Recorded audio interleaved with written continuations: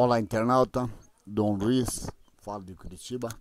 Gente, vamos para uma série de áudios sobre a lei da atração no mundo do pensamento, ok? Bom, quem tá nesse universo do YouTube, WhatsApp, né? Já não é tão leigo em relação à lei da atração, né? E mesmo aqueles que já têm entendimento, é bom reforçar, né?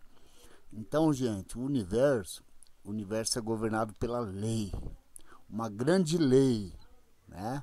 Suas manifestações são multiformes, mas vista do ponto de vista do universo, existe apenas uma lei. Conhecemos algumas dessas manifestações, mas somos totalmente ignorantes em relação a outras. No entanto, ainda aprendemos mais um pouco todos os dias. O véu, gente, vem sendo removido gradualmente, vem sendo rasgado.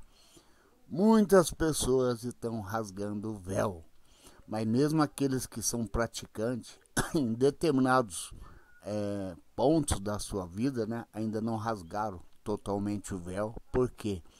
Somos um sistema de crença e carregamos essas crenças em nós, crenças que vêm lá do remoto passado, desde os nossos ancestrais, né? Então hoje nós falamos com propriedade sobre a lei da gravidade, mas ignoramos uma manifestação igualmente maravilhosa, a lei da atração, gente, no mundo do pensamento. Somos familiarizados com aquela manifestação esplêndida da lei que aproxima e mantém juntos os átomos que compõem a matéria, e nós somos matéria, né? Reconhecemos o poder da lei que atrai os corpos para a Terra, que mantém os mundos e ciclos em seus devidos lugares. Mas muitas vezes fechamos os olhos para a lei poderosa que nos leva às coisas que desejamos ou tememos, que salvam ou arruinam nossas vidas, né? Quando percebemos que o pensamento é uma força, uma manifestação de energia e que tem um poder de atração como aquele de um imã, começaremos a entender os porquês de muitas coisas que antes nos pareciam indecifráveis. Não há, gente, não há estudo que compensará o aluno por todo o tempo gasto e pelos problemas que teve, como o estudo do funcionamento da poderosa lei do mundo do pensamento. Essa é a lei da atração. Quando pensamos, emitimos vibrações de uma substância fina e etérea, reais, como as vibrações que manifestam luz, calor, eletricidade, magnetismo. O ser humano, ele é magnético, né? Isso tanto para as coisas ruins quanto para as coisas boas. O fato, né, gente, de elas não serem evidentes a nossos 5 sentidos, não é prova nenhuma de que não existem. Seus pensamentos também não são visíveis aos olhos. Você não ouve seus pensamentos. Você não detecta seus pensamentos com os 5 sentidos. E você pode negar que eles existem? Não, né? Um imã, gente, poderoso. Ele emite vibrações e exerce força suficiente para atrair um pedaço de aço de 45 quilos, não é? Você sabe, né? Mas não podemos ver, provar, cheirar, ouvir, nem sentir essa força poderosa que tem um imã, né? Do mesmo modo, gente, essas vibrações do pensamento não podem ser vistas, saboreadas, cheiradas, ouvidas, sentidas da maneira comum. Apesar de haver registro de pessoas peculiarmente sensíveis a impressões psíquicas, que percebem, né? Elas percebem o poder das ondas de pensamento. E que muitos de nós afirmam que podem sentir claramente as vibrações de pensamento dos outros, né? Tanto na presença da outra pessoa ou à distância. A telepatia, gente. A telepatia e fenômenos similares não são sonhos inúteis, né? Elas são reais. A luz e o calor são manifestados por vibrações de uma intensidade muito mais baixa que aquelas do pensamento, sabiam? Mas a diferença, gente, está somente na proporção da vibração, né? A ciência, a ciência, de uma forma interessante, ela traz à luz essa questão. Tem o professor Elisha Gray, ele é um cientista eminente, ele afirma naquele livro lá, não sei quem que leu, Os Milagres da Natureza, né? Há muitas especulações sobre o pensamento de que existem ondas de som que nenhum ser humano é capaz de ouvir e ondas coloridas de luz que ninguém consegue enxergar. O intervalo longo, escuro e sem som entre 40 mil e 400 trilhões de vibrações por segundo e a infinidade da faixa de 700 trilhões de vibrações por segundo, onde a luz acaba no universo do movimento, torna possível tolerar essas especulações, né? Tem mais um cara que não me lembro, não sei o que, Williams, né? Ele fala, ele é cientista também. Ele diz que não há nenhuma graduação entre as ondulações ou vibrações mais rápidas que produzem nossa sensação de som e as mais lentas daquelas que trazem a sensação do calor mais delicado. Existe, gente, segundo ele, um intervalo enorme entre elas, amplo bastante para incluir outro mundo de movimento e que fica entre o nosso mundo do som e o nosso mundo de calor e luz. E não há um motivo bom o bastante para supor que a matéria seja incapaz de ter uma atividade intermediária como essa, ou que essa atividade não possa levar a sensações imediatas, já que existem órgãos responsáveis por seus movimentos e conferindo sentidos a eles, né? Eu citei, gente, essas autoridades, né, para fazê-lo pensar, né? Não é uma tentativa de demonstrar que as vibrações de pensamento existem. Esse fato tem sido completamente demonstrado para a satisfação de vários pesquisadores no assunto. E um pouco de reflexão mostrará a você que ele coincide com nossas próprias experiências. Muitas vezes ouvimos a conhecida e já repetida declaração da ciência mental: os pensamentos são coisas. E dizemos essas palavras sem perceber conscientemente seu significado. Se compreendermos totalmente a verdade dessa afirmação e as consequências naturais da verdade por trás dela, poderemos entender muitas coisas que nos parecem indecifráveis e seremos também capazes de usar um poder maravilhoso, a força do pensamento, assim como usamos qualquer outra manifestação de energia. Como eu disse, gente, né, ao pensarmos, emitimos vibrações de movimento de um grau muito alto e tão reais como as vibrações da luz, calor, som e eletricidade. E quando compreendermos as leis que governam a produção e a transmissão dessas vibrações, poderemos usá-las no dia a dia, assim como fazemos com as outras formas mais conhecidas de energia. O fato de não podermos ver, ouvir, pesar ou medir essas vibrações não quer dizer que não existam. Há ondas de som que o ouvido humano não consegue ouvir, apesar de algumas delas serem registradas sem dúvida nenhuma por alguns insetos e outras captadas por instrumentos científicos, como o instrumento de Pavlov, por exemplo, o experimento, ele apita, não sai nenhum som, mas os cães vêm, né?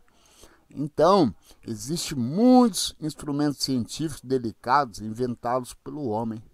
No entanto, gente, há uma distância enorme entre os sons registrados pelo instrumento mais delicado e o limite que a mente do homem, raciocinando por analogia, né, reconhece como existente entre as ondas de som e outras formas de vibração.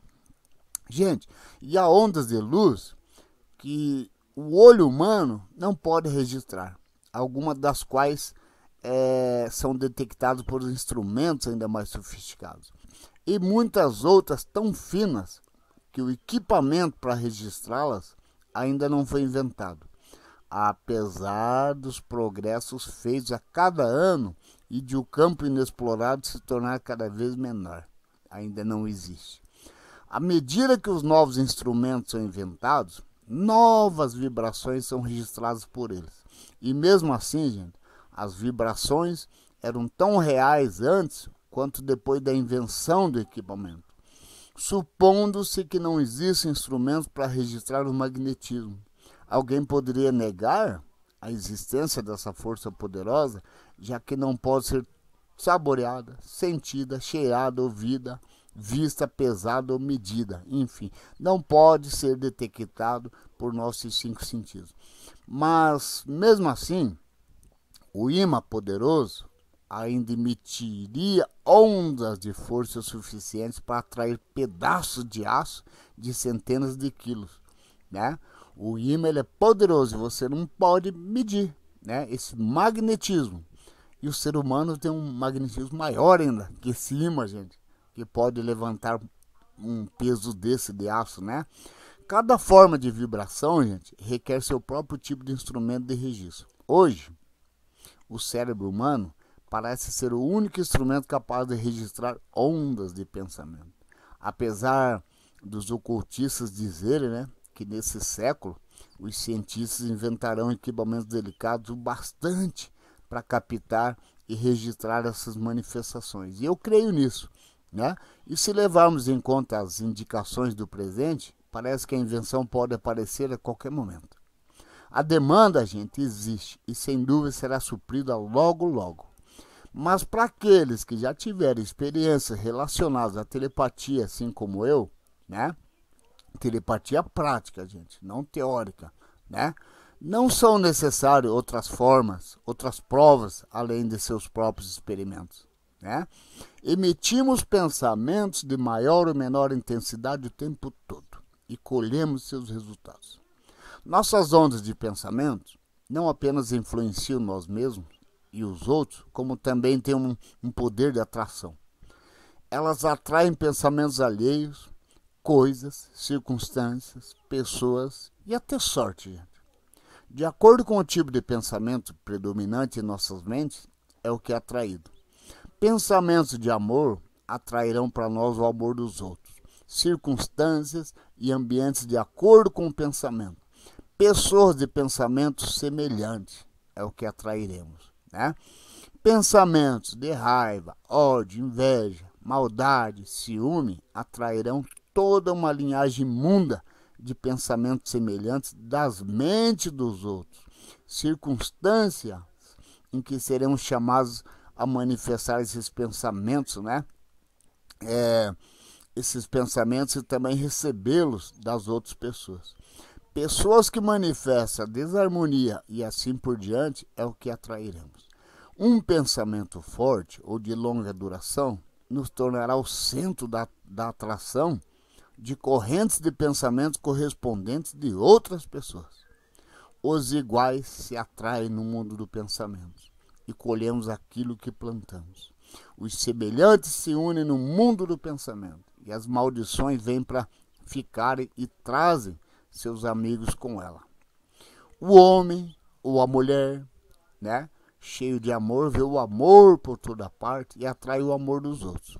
O homem com ódio em seu coração ganha todo o ódio que pode aguentar. O homem que pensa em brigar geralmente encontra briga, né, que quer antes de chegar ao seu destino. E assim por diante. Cada um ganha o que pede pela telegrafia sem fios da mente. O homem que se levanta rabugento consegue que a família inteira fique com o mesmo humor antes do final do café da manhã. A mulher resmungona geralmente encontra razões para satisfazer sua propensão para reclamar durante o dia todo. A questão da atração do pensamento é grave, gente. Ao parar para pensar nela, você verá que um homem realmente é responsável pelo ambiente que o cerca, apesar de culpar os outros, né? Já conheci pessoas que entendiam a lei e mantinham o pensamento calmo e positivo e não eram nem um pouco afetados pelo ambiente desarmônico que os rodeava, né? Elas eram e são, né, como um navio forte em águas turbulentas. Ficam calmas e seguras enquanto uma tempestade se enfurece ao seu redor. Quem aprende o funcionamento da lei não precisa mais ficar à mercê das tempestades vacilantes do pensamento. Passamos da era da força física para a era da supremacia intelectual. E agora estamos entrando em um território novo e quase desconhecido, né? O do poder psíquico. Esse campo de energia possui suas próprias leis, assim como os outros, e devemos conhecê-las ou ficaremos pressionados contra a parede, feitos ignorantes que ficam pelo caminho. Vou me esforçar, gente, para simplificar os grandes princípios subjacentes desse novo campo de energia, novo para alguns, né? Que está se abrindo diante de você, de repente, se você não conhece ainda, né? Para que você possa usar seu grande poder e aplicá-lo em propostas legítimas e dignas. Assim como o homem usa o vapor, a eletricidade e outras formas de energia atuante, né? Ele pode fazer grande uso da energia do pensamento. Ok, gente? Aguarde próximo áudio.